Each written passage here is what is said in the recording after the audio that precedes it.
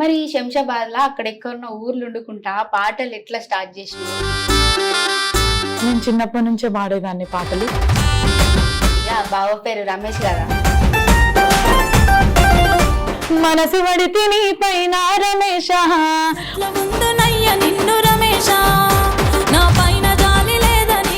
ఇంకా పాటిని ఫ్లాట్ అయిందా లేకపోతే బంగారం నీ నవ్వే సింగారం? ఇష్టపడి పెద్దలు నొప్పించి చేసుకున్న పెళ్లి. నువ్వు పాడతా అన్నా కూడా మీ నాయన ఇట్లా ఎక్కడైనా స్టేజ్ ప్రోగ్రామ్స్ కానీ షోస్ కానీ ఏమున్నా కూడా, లాంగ్ రికార్డింగ్స్ ఏమున్నా కూడా నా వెనకాల వస్తాడు మా డాడీ.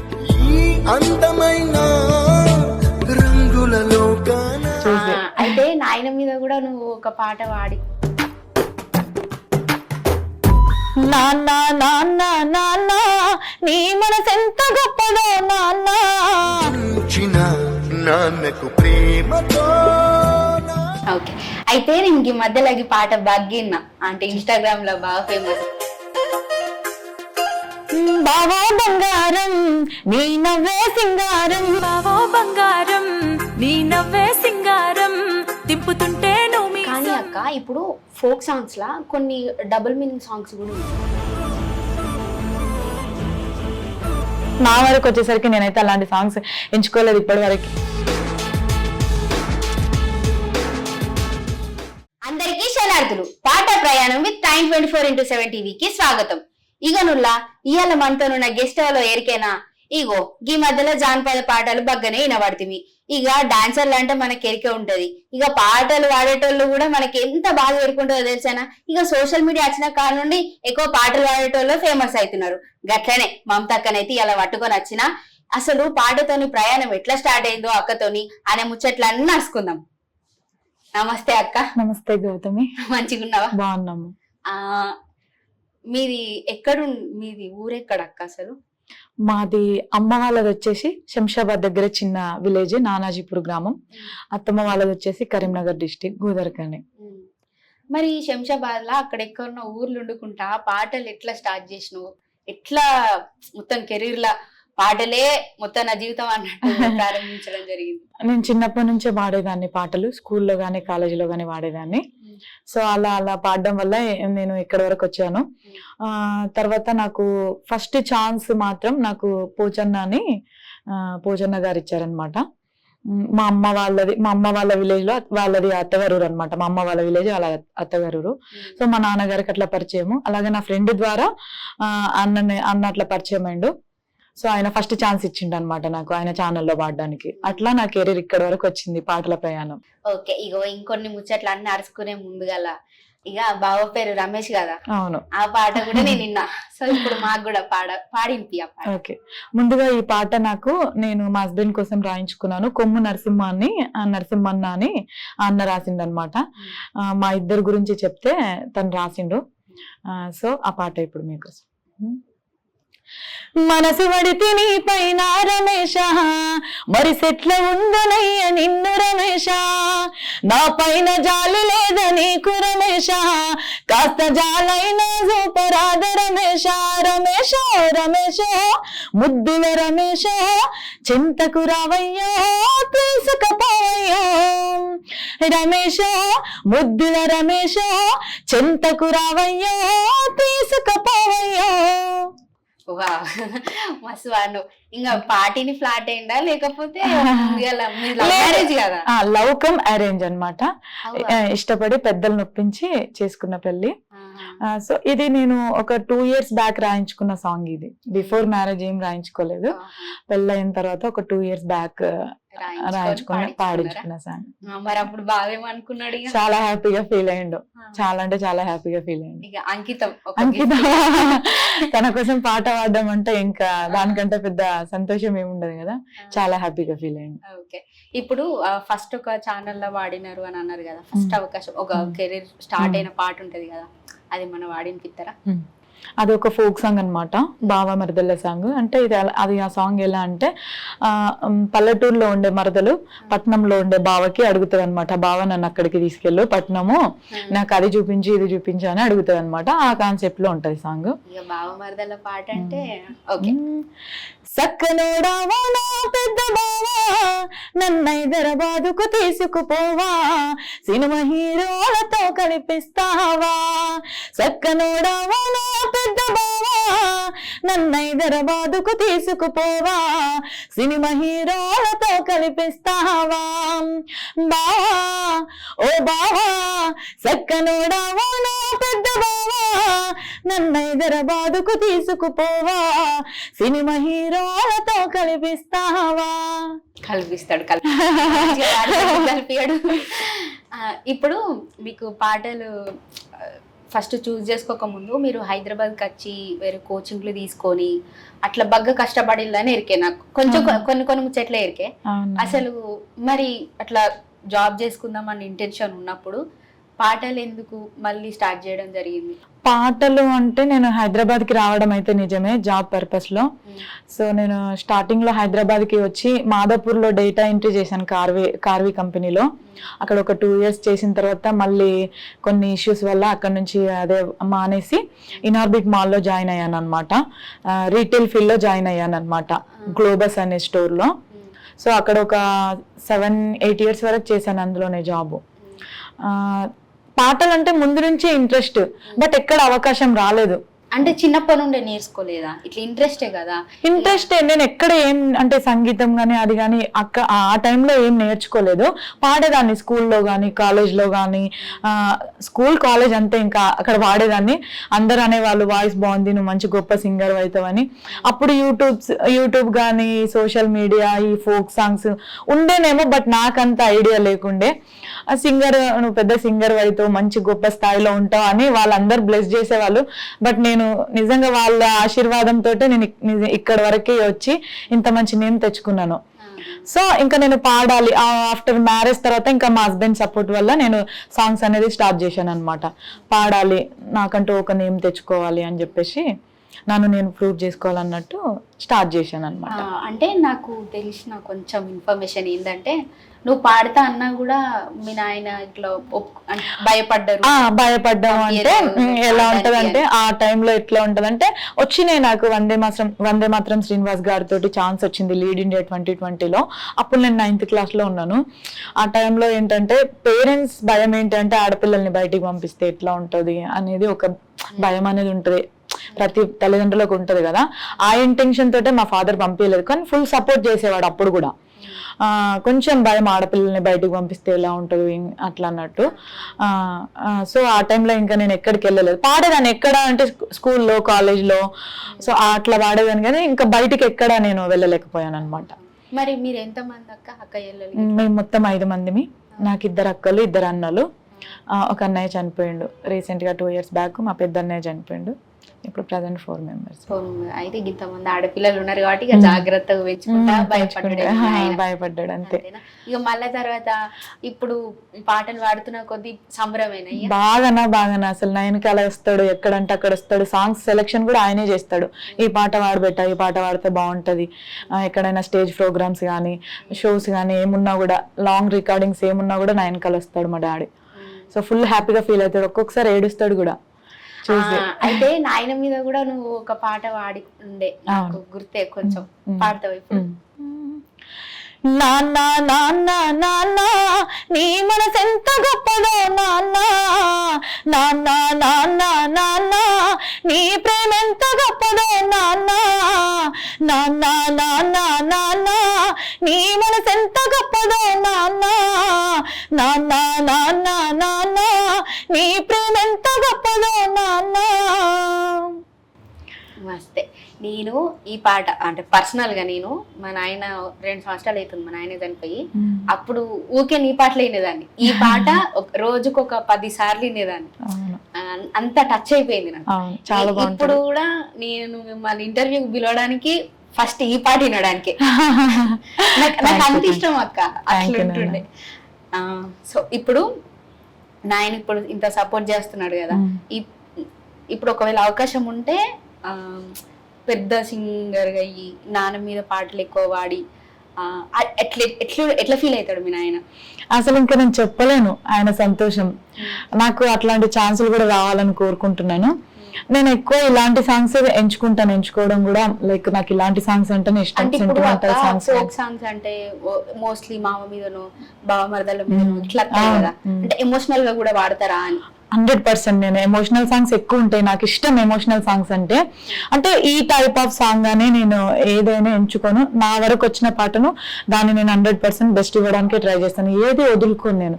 అంటే ఓన్లీ ఫోక్ సాంగ్స్ పాడుతుంది అనేది ఏం కాదు, మెలోడీ సాడ్ వర్షన్ కానీ డివోషనల్ మాస్ బీట్స్ కానీ ఏదైనా సాంగ్ నేను ట్రై చేసి నేను 100% బెస్ట్ ఇవ్వడానికి ట్రై చేస్తాను. ఓకే, అయితే నేను ఈ మధ్యలో ఈ పాట బాగిన్నా అంటే ఇన్స్టాగ్రామ్ లో బాగా ఫేమస్ బావో బంగారం అని. ఇక అందరూ బావలకి ఒకటే షేర్లు కొట్టినారు, మిలియన్ల మీద మిలియన్లు పోయినాయి, బిలియన్లు కూడా అయినాయి. ఒకసారి వాడవా? యాక్చువల్ గా ఈ పాట నాకు హేమారెడ్డి గారు ఇచ్చారనమాట, జగిత్యాల తనది. సో మంచి సాంగ్ ఇచ్చింది నాకు, థ్యాంక్ యూ సో మచ్ అక్క. సో ఇప్పుడు మీ అందరి కోసం బావా బంగారం నీ నవ్వే సింగారం దింపుతుంటే మీసం అయిపోయా దాసోహం. బావా బంగారం నీ నవ్వే సింగారం దింపుతుంటే మీసం అయిపోయా దాసోహం. బావో ఓ బావో నా బావో బంగారం నీ నవ్వే సింగారం దింపుతుంటే మీసం అయిపోయా దాసోహం. అబ్బా, ఇంకా అసలు ఎవరైతే ఏమంటారు బావ మరదళ్ళు లవ్ చేసి పెళ్లి చేసుకున్న వాళ్ళు, ఇప్పుడు లవ్ చేసుకుంటున్న వాళ్ళు అందరికి ఆగ్రహం పెట్టుకున్నారు ఈ పాట. అట్లున్నది, చాలా మంచి నేమ్ వచ్చింది నాకు ఈ సాంగ్. అంటే ఒకటేసారి బగ్గా వైరల్ అయింది కదా, అందరు నీకు షేర్లు కొట్టినట్టున్నారు. షేర్ చేయడం గానీ లైక్ కాల్స్ చేయడం గానీ చాలా కాల్స్ వచ్చినాయి నాకు. ఈవెన్ ఈ పాట ద్వారా ఈ పాట పాడిన తర్వాత నాకు చాలా ఛాన్సెస్ వచ్చినాయి అనమాట. ఇప్పటికి కూడా నాకు ఛాన్సెస్ వస్తున్నాయి ఈ పాట ద్వారా మంచిగా పాడినాం అని చెప్పేసి. సో ఇంకా కొంచెం ముందుకెళ్ళాలి అంటే ఇంకా జనాలకు నేను తెలియాలి. బావ బంగారం పాటతోటి ఒక 50% మాత్రమే తెలిసినాను నేను జనాలకి ఎంత తెలిసినో తెలియదు కానీ ఆల్మోస్ట్ తెలంగాణ కళాకారులకు అయితే తెలిసినాను చాలా మంది. ఇప్పుడు ఇది కాకుండా అక్క ఒక పాట ఉన్నది అప్పట్లో నేను విన్నా, బగ్గా ఓన్లీ అవేంటి లిరిక్స్ తోని వైరల్ అయ్యి ఉండే. అవునా, ఏం పాట అది బంధాల గురించి సాంగ్ అన్నమాట. సో అదే నాకు ఇన్స్టాగ్రామ్ లో నేను ఇంకా మాటల్లో చెప్పలేను. బావ బంగారం పాట కంటే ఎక్కువ హిట్ అంటే దొరకడం అంటే అసలు అది ఎక్కడికో వెళ్ళిపోయింది. ఎవరెవరో ఎక్కడెక్కడో స్టేటస్లు పెట్టుకొని మళ్ళీ నాకు అది ఫార్వర్డ్ చేయడం, ఇట్లా మా వాళ్ళు పెట్టుకున్నారు తెలిసిన వాళ్ళు, నీ వాయిస్ చాలా హ్యాపీగా ఉందని చెప్పడం, అది మిలియన్ లో పోయింది, 5 మిలియన్ వరకే వెళ్ళింది.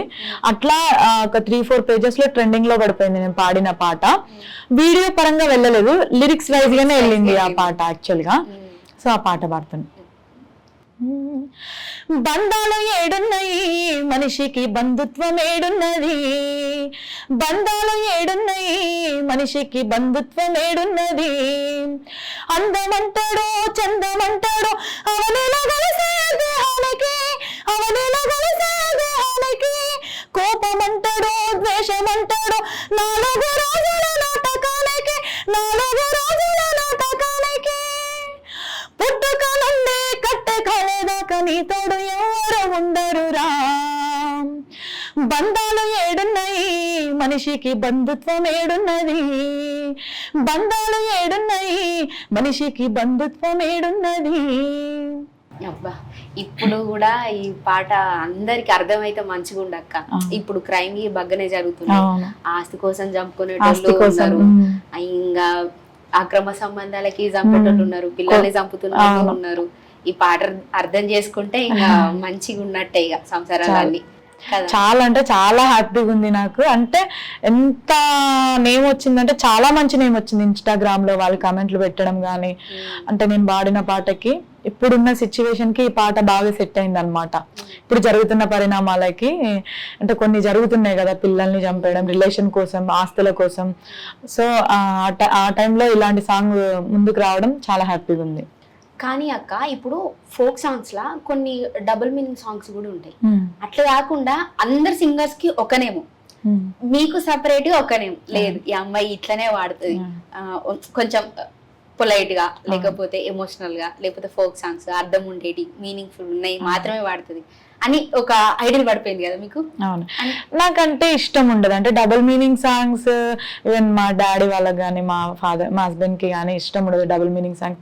ఎందుకు అంటే పాడొచ్చేమో, అవి కూడా పాడొచ్చేమో బట్ నా వరకు వచ్చేసరికి నేనైతే అలాంటి సాంగ్స్ ఎంచుకోలేదు ఇప్పటి వరకు. అలాంటి సాంగ్స్ కూడా పాడను నేను. సో మనకి నాకంటూ ఒక నేమ్ ఉంది, మంచి నేమ్ ఉంది. సో వాళ్ళు ఏదైతే నా నుంచి ఆశిస్తున్నారో నేను అదే ఇవ్వాలని కోరుకుంటున్నాను. నా గొంతు నుండి అలాంటి సాంగ్స్ పాడి అవి తప్పని నేనేం అనట్లేదు, బట్ నేనైతే అలాంటి సాంగ్స్ ఎంచుకోను. చెప్పడం ఇప్పుడు అవి కూడా ట్రెండ్ అవుతున్నాయి సాంగ్స్, బట్ నా వర్షన్ లో మాత్రం నేను మంచి మెసేజెస్ సాంగ్స్ లైక్ మెలోడీ అలాంటి సాంగ్సే పాడాలని అనుకుంటున్నా.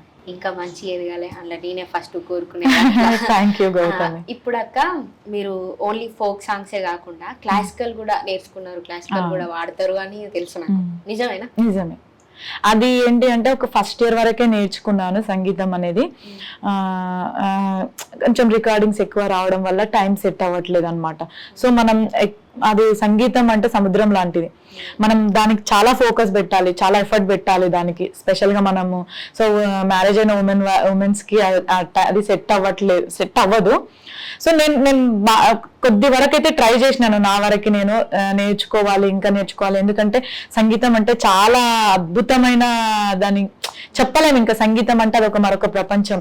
సో నేను నేర్చుకొని ఒక 10 మంది పిల్లలకు నేర్పిద్దాము అన్న ఒక ఆశ ఉండే నాకు. నేర్చుకుంటాను, టైం సెట్ అయితే నేర్చుకుంటాను. బట్ ఇప్పుడు కంటిన్యూగా రికార్డింగ్స్ రావడం వల్ల మానేశాను అనమాట. ఒక 1-2 months లో మళ్ళీ స్టార్ట్ చేస్తాను. ఇప్పుడు మీరు క్లాసికల్ సంగీతం నేర్చుకున్నంత వరకు మా కోసం 4 లైన్లు. నిండార రాజు నిద్రించు నిద్రయునొకటే, అండనే బంటు నిద్రాదియోనొకటే. నిండార రాజు నిద్రించు నిద్రయునొకటే, అండనే బంటు నిద్రాదియోనొకటే. మెండైన బ్రాహ్మణుడు మెట్టు భూమి ఒకటే, మెండైన బ్రాహ్మణుడు మెట్టు భూమి ఒకటే. చండాలుడుండేటి సరి భూమి ఒకటే. బ్రహ్మమొక్కటే పర బ్రహ్మమొక్కటే పర బ్రహ్మమొక్కటే పర బ్రహ్మమొక్కటే పర బ్రహ్మమొక్కటే పర బ్రహ్మమొక్కటే. తందనానాహి తందనానా పురే తందనానా బల తందనానా బల తందనానా బల తందనానా. అసలు రెండు మంచిగా సింక్ అయినాయి. కొంతమందికి లేదు వీళ్ళు మాసే వాడతారు, వీళ్ళు క్లాసే వాడతారు అని ఉంటది కదా, అట్లా లేదు, మీకు అన్ని సూట్ అయ్యాయి మంచిగా. నాకు మధ్యలో ఏమనిపించింది అంటే కొంచెం మంగళక్క లెక్క వాయిస్ అంటే ఏమో చెప్పొచ్చలేదు. అంటే కొంతమంది అంటారనమాట, అన్నారు చాలా మంది, చాలా అంటే ఒక 20% వరకు అంటే కొంచెం మంగ్లీ గారి వాయిస్ లాగా ఉంటది అని చెప్పేసి. బట్ ఆమె తోటి మనం పోల్చుకోలేము. చాలా కొంతమంది అయితే అన్నారు మన తెలంగాణ కళాకారుల. మంగ్లీ అక్క అంటే చాలా ఇష్టం. మంగ్లీ అక్క గాని మధుప్రియ అక్క గాని వీళ్ళు బాగుంటాయి వీళ్ళ సాంగ్స్ గాని. అంటే వాళ్ళలాగా నేను కూడా ఎదగాలి అని నా ఆశ, వాళ్ళలాగా పేరు తెచ్చుకోవాలి అని. మీరు ఇంతకుముందు ఇట్లా ఉద్యమాల సాంగ్స్ కానీ అవి వాడుతుండేనా అక్క? ఉద్యమంలో నేను ఎప్పుడు పాల్గొనలేదు. అంటే నాకు ఆ టైంలో కూడా నేను ఎక్కడ ఉన్నాను, మేబీ చదువుకుంటున్నాను అనుకుంటా. ఒకవేళ ఎలక్షన్స్ టైంలో అక్కడిక్కడ ఎలక్షన్స్ టైంలో కూడా నేను అంటే ఈవెంట్స్ కూడా నేను అట్లా ఏం చెయ్యను. Only for recordings. ఏంటి ఈవెంట్ లో అంటే మధుప్రియ అక్కతో మాత్రమే వెళ్తాను. ఈ స్టేజ్ ప్రోగ్రామ్స్ కానీ ఇవి వస్తాయి, కాల్స్ వస్తారా అమ్మ అని, కానీ నాకు అంత ఇంట్రెస్ట్ ఉండదు. మ్యారేజ్ ఈవెంట్స్ కూడా వస్తాయి, పాడతారు అనండి. ఆర్కెస్ట్రా మీద అట్లా ఇంట్రెస్ట్ ఉండదు నాకు పాడడం. Only for recordings. ఏమైనా ఒకటి కేటీఆర్ ప్రోగ్రామ్ చేసిన వరంగల్లో, అంతే, అంతకు మించి ఇంకేం లేదు. మధుప్రియ అక్కతోటి ఒక 2 ఈవెంట్స్ చేసినాను అంతే. ఇట్లా ఒకవేళ మూవీ ఆఫర్స్ వస్తే కంప్లీట్ గా ఫోక్ వదిలేసి మూవీకి అట్లా వెళ్ళాను. అంటే మూవీ ఆఫర్స్ అంటే అది అదృష్టం ఉండాలి. ఇప్పుడు మూవీస్ లలో చాలా అంటే ఒక ట్రెండ్ అయిపోయింది ఫోక్ సాంగ్స్ అనేది. సో దేవుడి దయ వల్ల మనకు ఛాన్స్ వస్తే మాత్రము అది ఏది మిస్ చేసుకోను. బట్ కంటిన్యూగా ఫోక్ సాంగ్సే నేను కంటిన్యూ చేస్తాను. మూవీ ఛాన్స్ వచ్చింది కదా మనం దీన్ని వదులుకోలేము కదా, ఎందుకంటే ఇది మనకు లైఫ్ ని ఇచ్చింది కాబట్టి రెండు కంటిన్యూ చేస్తాను.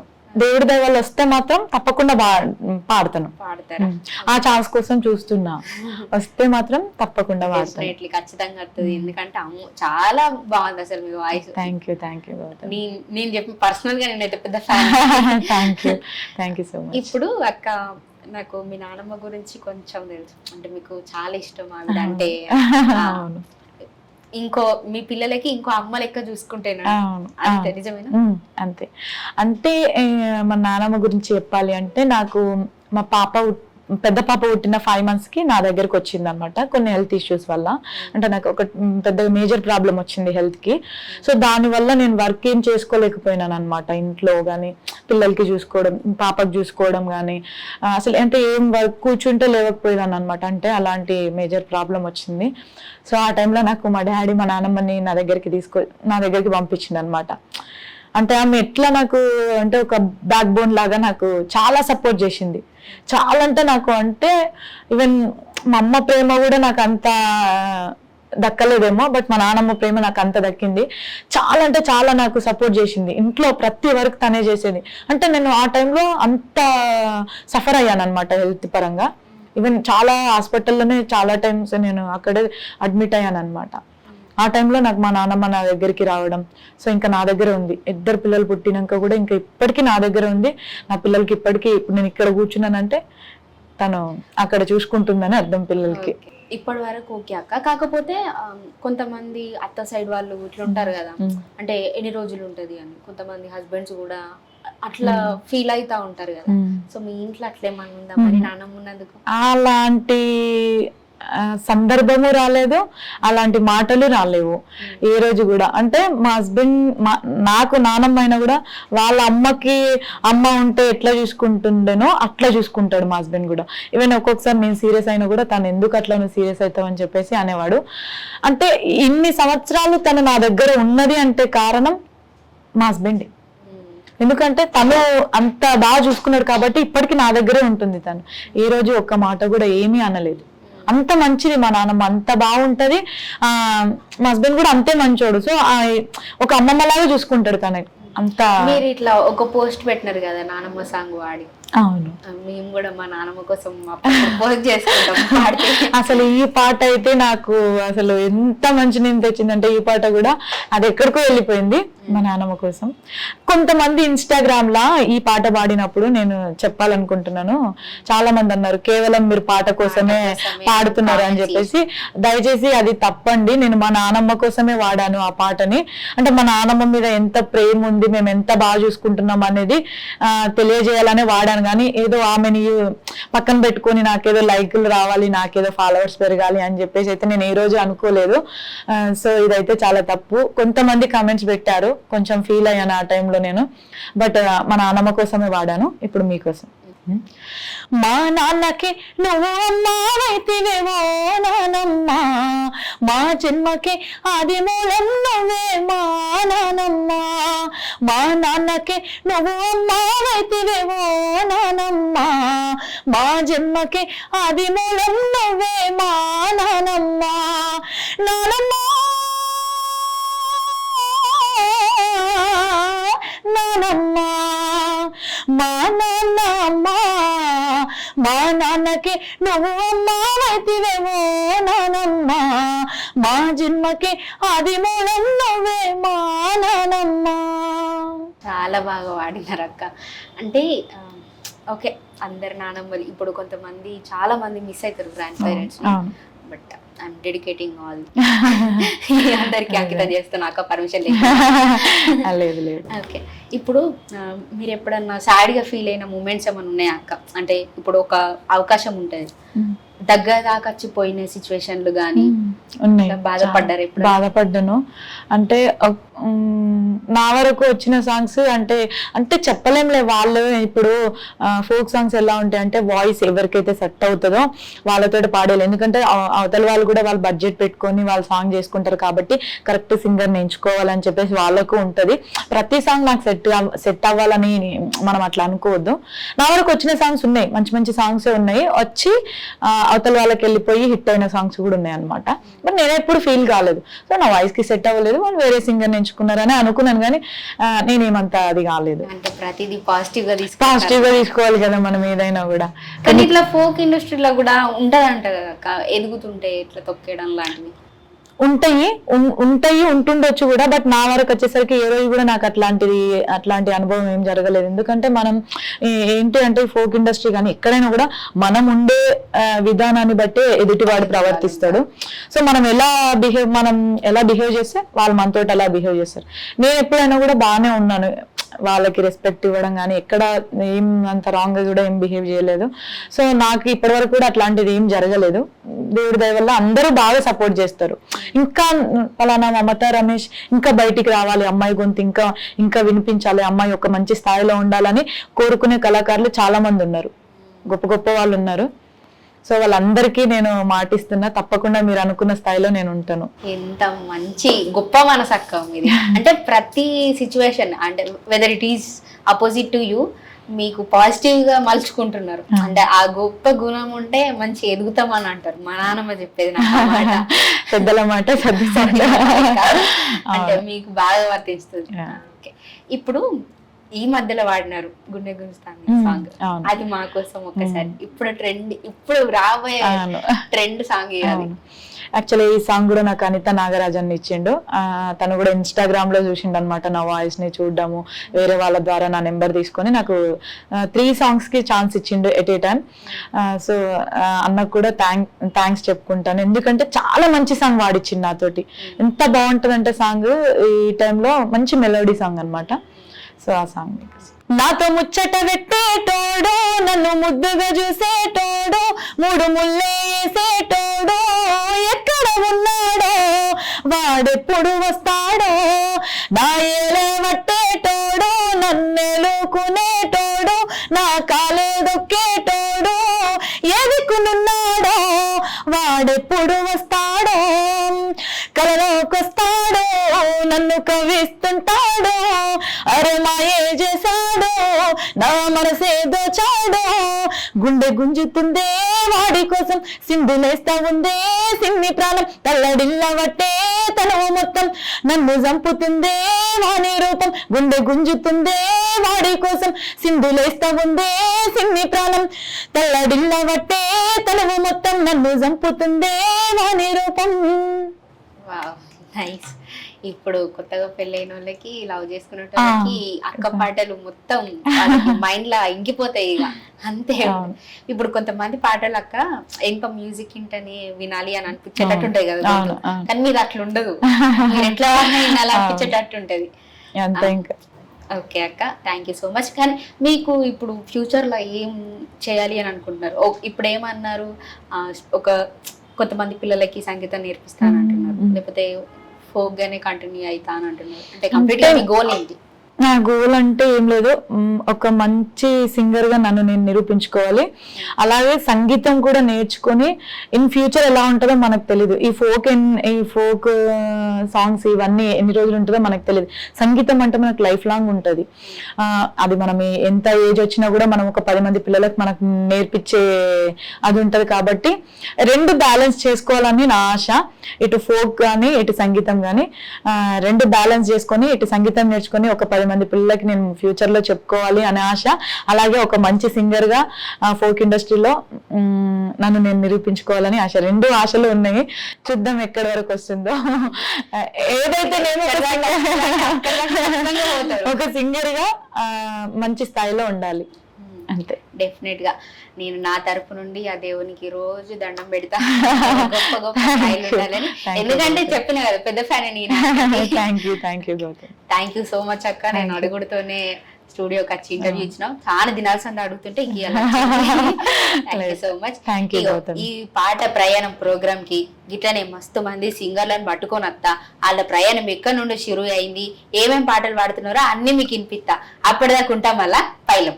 షేర్ చేయండి, లైక్ చేయండి, సబ్స్క్రైబ్ చేయండి. మరిన్ని వీడియోల కోసం బెల్ సింబల్ పై క్లిక్ చేయండి.